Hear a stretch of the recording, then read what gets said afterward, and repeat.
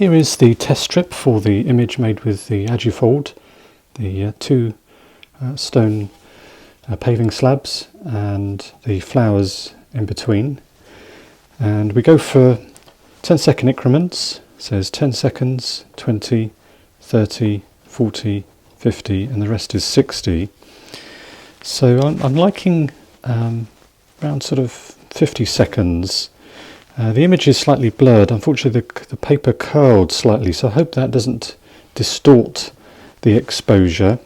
Normally, I have the test strip is long enough and gets held down by the easel, but this one didn't, unfortunately. So I'm hoping it won't make too much of a difference, but we'll only know that when we actually go to print. So on the basis of this test strip, I'm looking at sort of 50 seconds. I like that. I'm trying to push my prints towards the darker end, just as a little test really, more than anything.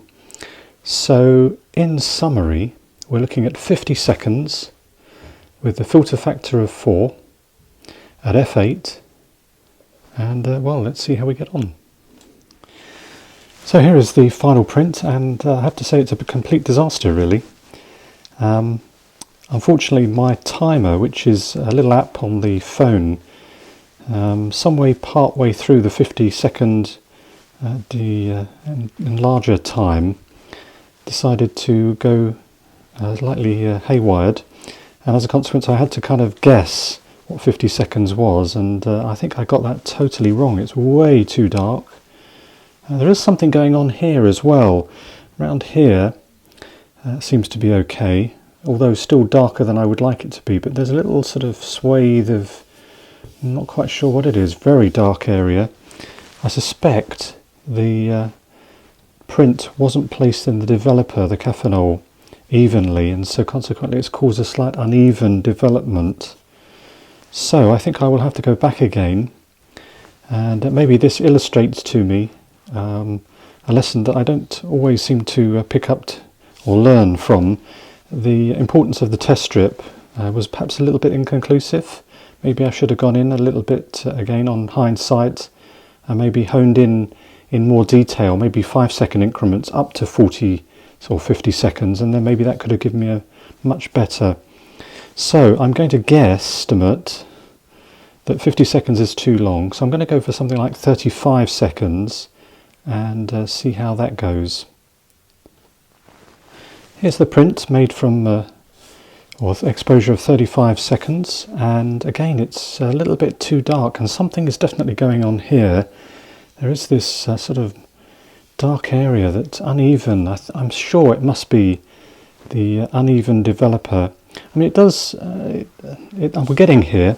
Certainly around this area here is kind of where I want to be, but again it's still maybe a little bit too dark. It does, the flowers, they weren't white, they were yellow, so they're not going to be quite as such a contrast. If they were white, white to black would be better perhaps, but they're not, they're yellow, so they'll be slightly off. But even so, I think they could be brighter with maybe a shorter exposure, but I don't think the image is worthy of doing another print, so I'm not going to do that. But this is definitely one for the learning lesson book, that the importance of the test strip really can't be underestimated, and much better to have done a smaller strip of paper and got a much better, rather than guesstimate, a much better estimation of the time. So lesson learned, I think, here, but I am intrigued as to what's going on here. Again, I think it must be uneven development, so I will have to maybe tighten up on that a little bit more. I'm inclined to put the print face down into the developer for the first sort of 40 seconds and then take it out and put it back in face up so I can see the development time a bit better.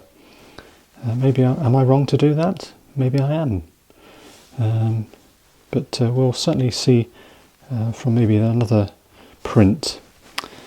So a little bit of a failure here, but lessons learned, hopefully. So until the next time.